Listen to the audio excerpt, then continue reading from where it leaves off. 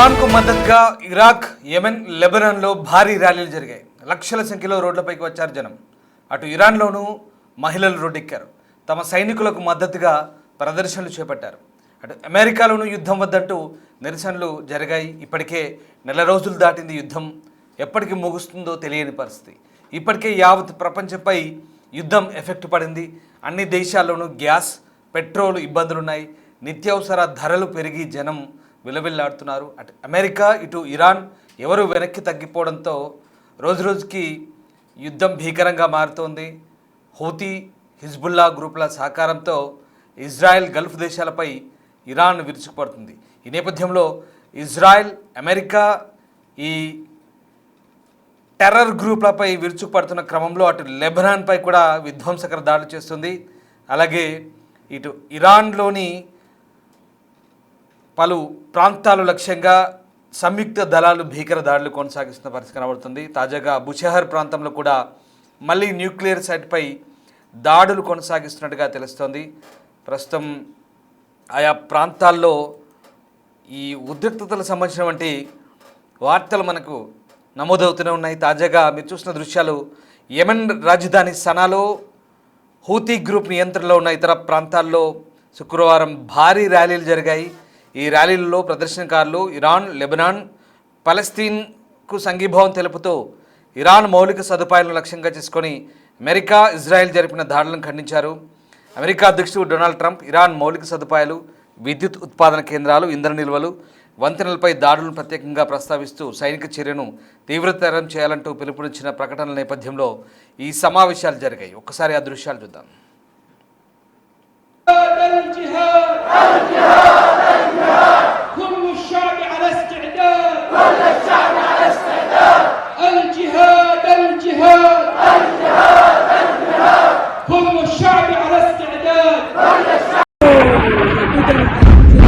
قصف المقر مالنا، قصف المقر مال لواء 57 الحج الشعبي قيادة حج الانبار.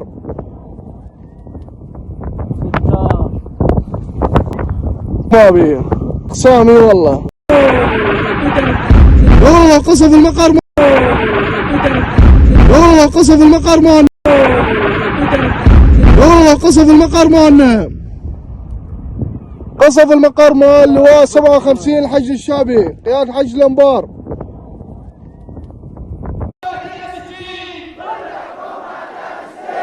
لن نترك شعب فلسطين، قل لحكومات فلسطين لن يا أبو حمد يا أبو عبد الله يا أبو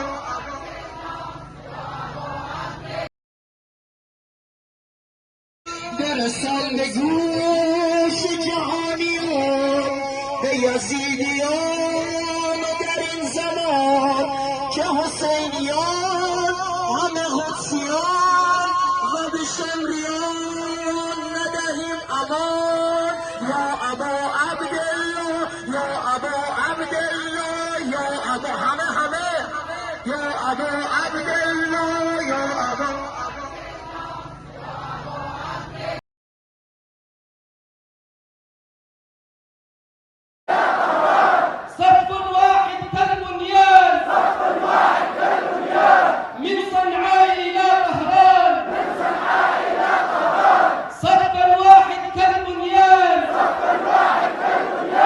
الله أكبر. الموت لأمريكا، الموت.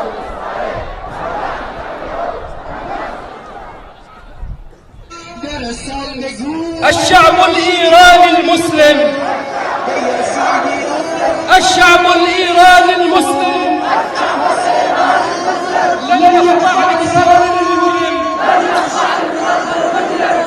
العملية.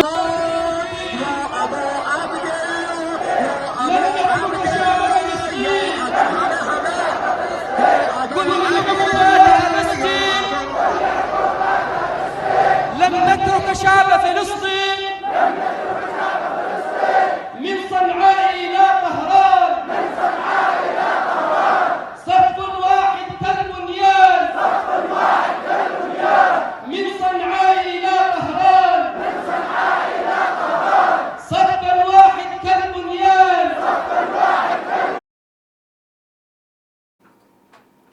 చూసారుగా, ఇది ఈ ర్యాలీలో పాల్గొన్న వారు ఏమంటున్నారంటే ఇజ్రాయెల్లోని కొన్ని లోతట్టు లక్ష్యాలపై హౌతీలు బాలిస్టిక్ క్షిపణులు డ్రోన్లతో వాటిని ఉపయోగించి దాడి చేయడాన్ని మద్దతు చెప్తున్నారు వీళ్ళంతా కూడా. అంతేకాదు వెస్ట్ బ్యాంక్లోని పలస్తీన్ ఖైదీలకు మరణశిక్ష విధించడానికి వీలు కల్పించే ఇజ్రాయెల్ చట్టాన్ని ఖండిస్తున్నారు.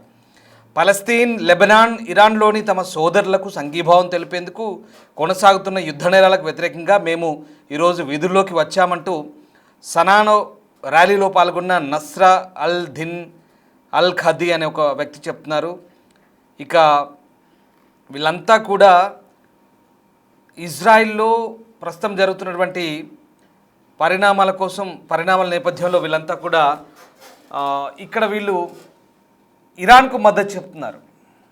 వాస్తవానికి వీళ్ళ మాటలు ఏంటంటే ఇజ్రాయెల్ మీద హూతీలు, ఎవరు యమన్ హూతీలు, హిజ్బుల్లాలు ఇజ్రాయెల్ మీద మిసైళ్ళు, బాంబులతో దాడి చేయడం చాలా మంచిదట వీళ్ళు చెప్తున్నారు. చాలా సంతోషకరం మాకు అలా దాడి చేయడం అంటున్నారు. ఎవరు వీళ్ళు? ఈ ర్యాలీలు చేస్తున్న వాళ్ళంతా ఎవరు ఒకసారి మీకు చెప్తాను. వీళ్ళంతా ఇరాన్ పెంచి పోషించిన ద రెసిస్టెన్స్ గ్రూప్. అంటే వీళ్ళంతా కూడా యాక్సిస్ ఆఫ్ రెసిస్టెన్స్ అనే పేరుతో తయారైన ఒక మూకలు. హూతీలు ఎవరు? యెమెన్లో ఉన్నటువంటి ఎర్ర సముద్రపు దొంగలు.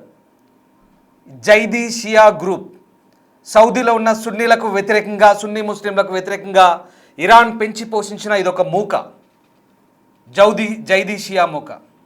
సౌదీలో, దుబాయ్లో ఉన్న సున్నీ ముస్లింలకు వ్యతిరేకంగా పెంచి పోషించి వాళ్ళపై దాడులు చేయించి అక్కడ యెమెన్లో అప్రజాస్వామికంగా ఆ ప్రాంతాన్ని ఆక్రమించుకున్న ఒక మూక ఇది. వీళ్లకు ఐఆర్జీసీ ట్రైనింగ్ ఇచ్చింది.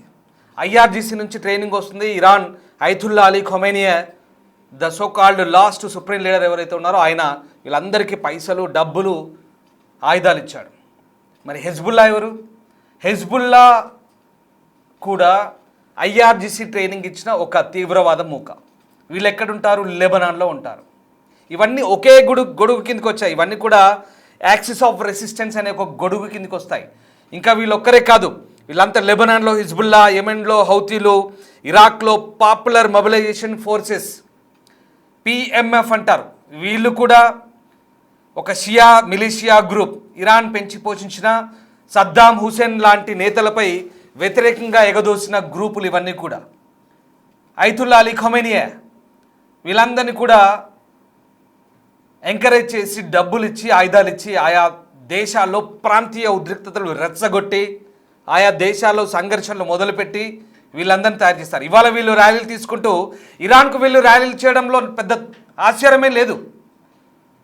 అంటే హూతీలు, హిజ్బుల్లాలు ఇజ్రాయెల్పై దాడి చేస్తే మంచిదట, కానీ వాళ్ళు యురేనియం ఉండొద్దు, మీరు మిగతా వాళ్ళపై టెర్రర్ అటాకులు చేయొద్దు, లేదా ఒకేసారి మిసైల్ వేసి ఇజ్రాయెల్లో 1250 మందిని చంపితే దానికి ఎవరు వీళ్ళు నోరు తెరవరు. పైగా హిజ్బుల్లా లేదా హూతీలు లేదా హమాస్ లాంటి టెర్రర్ గ్రూప్స్ వీళ్ళందరూ కూడా వీళ్ళకు సోదరులతో సమానమంట. వీళ్ళు చేసే దాడులు చాలా మంచివని వీళ్ళంతా వాదిస్తున్నారు. ఇదిగో ఇది పరిస్థితి. వీళ్ళంతా ఇరాన్కు అనుకూలంగా ర్యాలీలు చేయడంలో తప్పేం లేదు, పెద్ద ఆశ్చర్యం కూడా లేదు. వేలాది మంది రోడ్లపైకి వస్తారు. ఎందుకంటే ఇక ఈ యెమెన్లు, ఈ హూతీలు, తర్వాత ఈ హెజ్బుల్లాలు వీళ్ళంతా కూడా ఆబ్వియస్లీ ఇరాన్ పెంచి పోషించిన వ్యక్తులే కాబట్టి ఖచ్చితంగా వాళ్ళకు మద్దతు పలకడంలో ఎలాంటి ఆశ్చర్యం లేదు. సో ఇది పరిస్థితి. ఇంకా ఇరాక్లో ఈ షియా మిలిషియాలు ఎవరెవరున్నారు? Popular mobilization forces PMF, Kataib Hezbollah, Badr organization, పలస్తైన్లో Hamas, Palestine Islamic Jihad PIJ. ఈ గ్రూపులు ఇజ్రాయెల్, అమెరికా, సౌదీ అరేబియాల ప్రభావానికి వ్యతిరేకంగా ఇరాన్ ప్రయోజనాలు కాపాడంలో కీలక పాత్ర పోషిస్తాయి.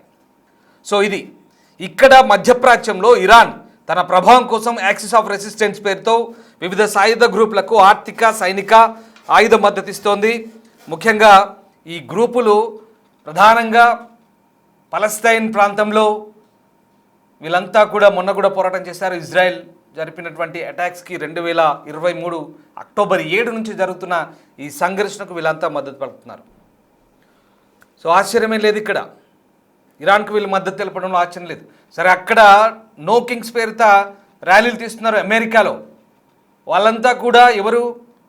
రిపబ్లికన్లకు వ్యతిరేకంగా ఉన్నటువంటి డెమోక్రాట్లు, గ్రీన్ పార్టీ వాళ్ళు, కమ్యూనిస్టు భావజాలం ఉన్న వ్యక్తులు ఇంకొంతమంది అందులో కలగాపులుగా ఉన్నారు. వాళ్ళు అక్కడ ట్రంప్కు వ్యతిరేకంగా ర్యాలీలు తీస్తున్నారు. ఇక్కడ నేను ఎందుకు చెప్తున్నాను, ఇవన్నీ కూడా యుద్ధానికి సంబంధించి ఎవరిని మనము బ్యాక్ ఎండ్ చేసుకోవాల్సిన అవసరం లేదు, ఎవరిని సపోర్ట్ చేయాల్సిన అవసరం లేదు.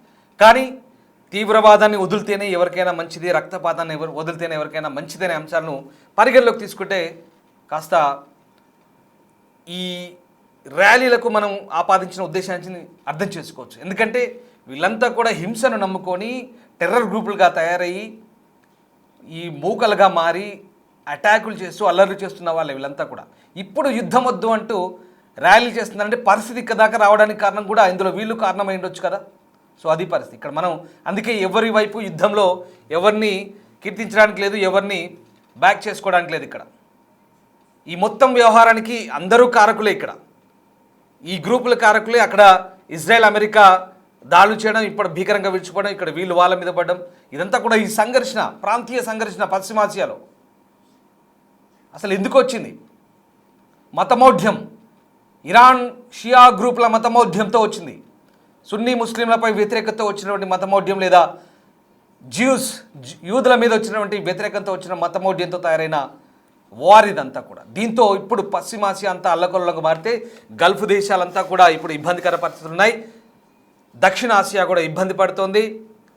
ఆ ద్రవ్యోల్బణము, ధరల పెరుగుదల, జల రవాణా మార్గాలు మూసి ఇదిగో ఇదంతా ప్రపంచమంతా కూడా వెస్ట్ ఏషియాతో అల్లకల్లోలంగా మారుతున్న పరిస్థితి.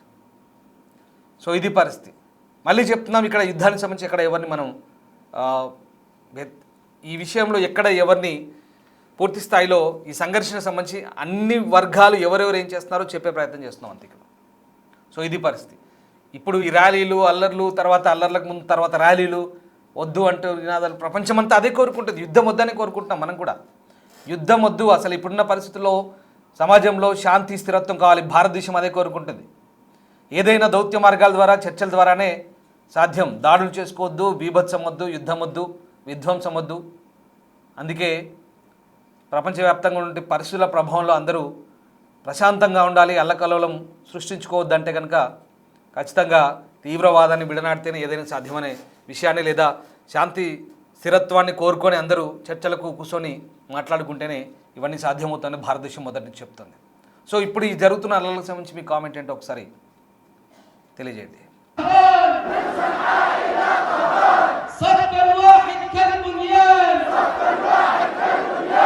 الله أكبر. الموت لأمريكا، الموت